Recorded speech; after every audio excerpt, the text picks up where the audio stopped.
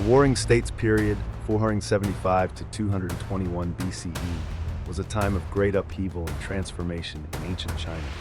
It marked the final phase of the Eastern Zhou dynasty and was characterized by intense warfare, political intrigue, and significant developments in philosophy, military strategy, and statecraft.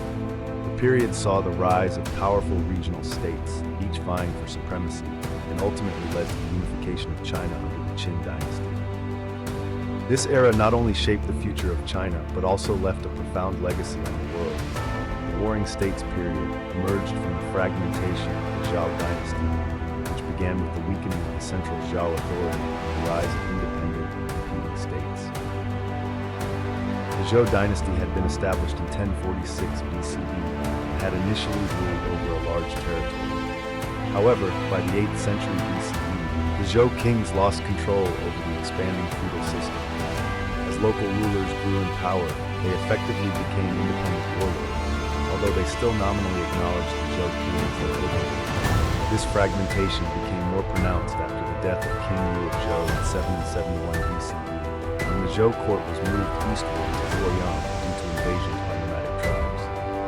The Eastern Zhou period, 770 to 256 BCE, was marked by the increasing autonomy of regional states, which led to the eventual breakdown of central authority. By the 5th century BCE, the states of Qi, Chu, Yan, Zhao, Wei, and Qin began to dominate the landscape. There were 7 main states during the Warring States period. Qi, located in the eastern part of China, Qi was one of the earliest and most powerful states. It was known for its advancements in military strategy, political organization, and economic development.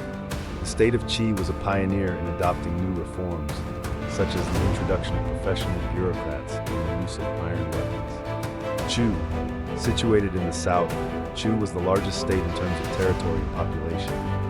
Chu had a distinct culture and a powerful military, and it frequently clashed with neighboring states. The state was known for its relatively loose political structure, but had a formidable army. Yan, a northern state, Yan was frequently at odds with its neighboring states, particularly Qi and Zhao. Although Yan was not as powerful as other states, its strategic location made it a key player in the political and military dynamics of the period. Han, located in the central plains, was a relatively weak state compared to the others, but played an important role in the alliances and conflicts of the period. Han was often caught in the struggles between the more powerful states and experienced frequent shifting allegiances. Zhao, in the northern region, was another significant power during this period. Known for its strong military, Zhao was frequently in conflict with neighboring states such as Wei and Qin. Its geographical location made it vulnerable to invasions from northern tribes. Wei was located in the central plains and was involved in several important battles. The state of Wei frequently engaged in wars with its neighbors, especially Zhao and Qin, and its territory was strategically significant for controlling access to the heart of China. Qin was located in the far west and initially was one of the smaller states. However, over time, it became the most dominant and powerful state in the Warring States period. The Qin state's rulers were ambitious and skillful in their consolidation of power. The eventual unification of China under Qin Shi Huang, the first emperor of China, would mark the end of the Warring States period and the beginning of the imperial era.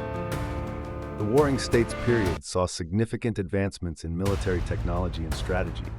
States constantly sought to improve their armies, and the use of new weapons, tactics, and innovations in warfare was crucial to gaining the upper hand. Iron weapons, including swords, spears, and crossbows, became more widespread, allowing for larger and more effective armies. One of the most significant developments in military strategy was the rise of total war, in which entire populations were mobilized to support military efforts. The large-scale armies of the time required better organization, logistics, and coordination, leading to the development of more professional armies. The Warring States period is also notable for the development of several influential philosophical schools, which would shape Chinese thought for centuries to come.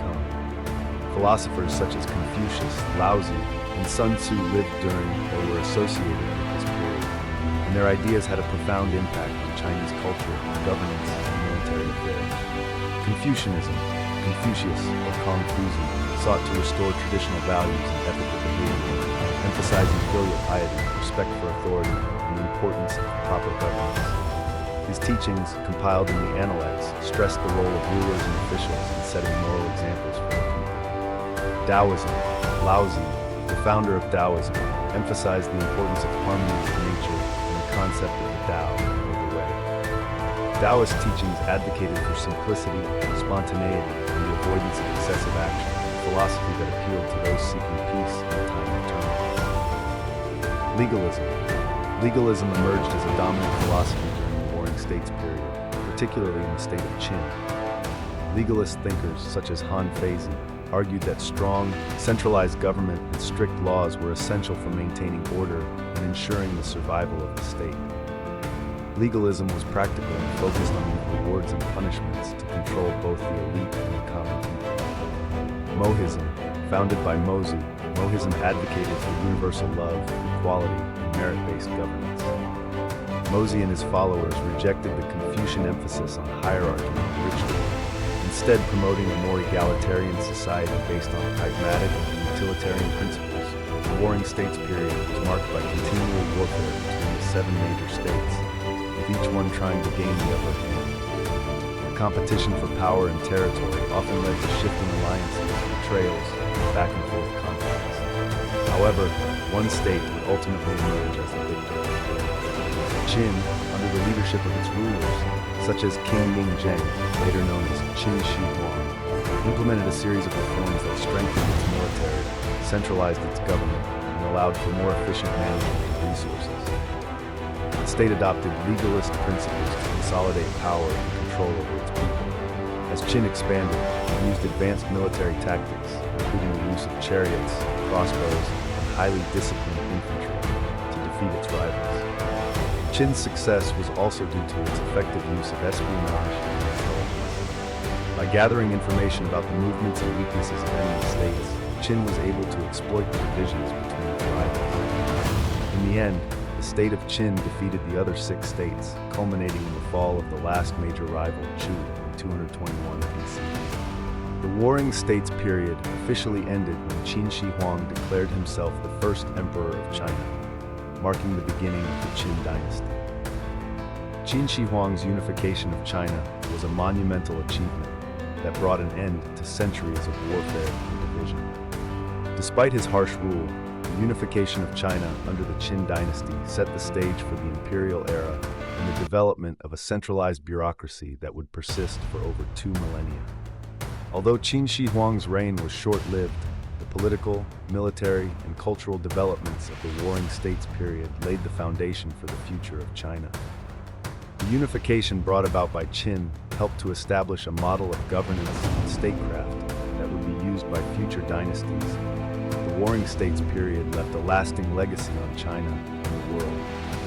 The political and military innovations that emerged during this time influenced not only Chinese history, but also the development of East Asia as a whole. The centralization of power, the establishment of a unified state, and the introduction of new technologies and military strategies all played a role in shaping future civilizations.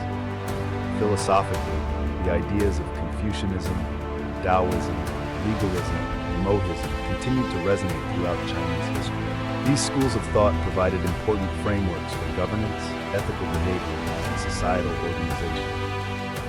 The Warring States period also contributed to the cultural and intellectual foundations of China, creating a rich tapestry of literature, art, and historical records. The period set the stage for the formation of the Chinese Empire and the establishment of a cultural identity that would endure